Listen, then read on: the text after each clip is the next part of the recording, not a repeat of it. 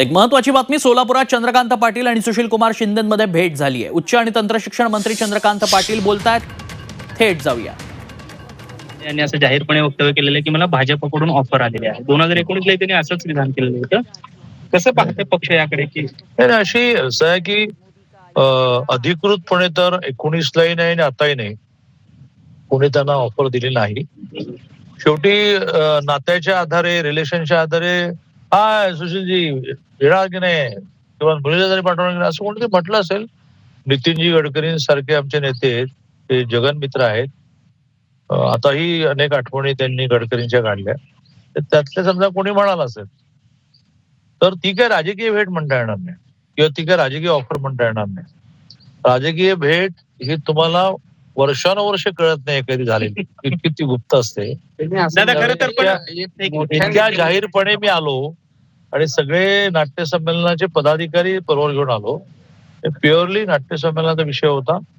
जेव्हा केव्हा त्यांची राजकीय भेट होईल माहित नाही, होईल की नाही त्यावेळेला तुम्हाला कधी कळणार। पण दादा खरं तर प्रणितीताई या खूप तडून तडफदार आहेत आणि नेतृत्व क्षमता चांगली आहे, कारण 3 वेळा आमदार म्हणून निवडून आलेत। आज आमच्या प्रदेश अध्यक्षांसहित प्रवीण दरेकरांसहित सगळ्यांनीच असं म्हटलं की सुशील कुमार शिंदेसारख्या काही फॅमिलीज त्या महाराष्ट्र राजकारणामध्ये अतिशय सुसंस्कृत फॅमिलीज म्हणून प्रसिद्ध आहेत की ज्यांच्यावर कधीही कोणी शिंतोडे उडवलं।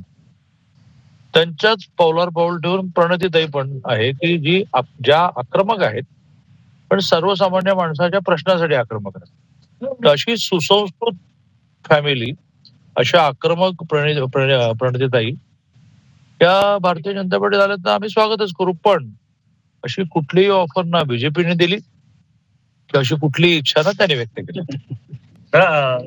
मोदी साहेब सोलापूरला येणार आहे, कशा पद्धतीनं भाजपच्या कार्यकर्त्यांमध्ये उत्साह तयारी कशी, दौरा कसा असणार आणि रोड शो? भारतीय जनता पार्टीच्या कार्यकर्त्यांमध्ये प्रचंड जल्लोष आहे। माननीय मोदीजी हे वेगळ्या वेळेला सोलापूरला आले तर प्रत्येक वेळेला सोलापूरच्या सर्वसामान्य माणसाने उत्स्फूर्तपणे त्यांच्या सभांना उपस्थिती लावलेली आहे। आणि आता थोडं कार्यक्रमाचं ठिकाण दूर आहे, 12 किलोमीटर लांब आहे। जाण्या येण्याच्या सुविधा इतक्या अजून झाल्या नाहीत तिथे, तरीही पूर्ण जो मंडप आहे 1 लाख संख्येचा हा मंडप जो आहे तो भरेल। याचं कारण पूर्ण जिल्ह्याभरातून लोक उत्स्फूर्तपणे सकाळपासून येऊन आपापले सीट पकडणार।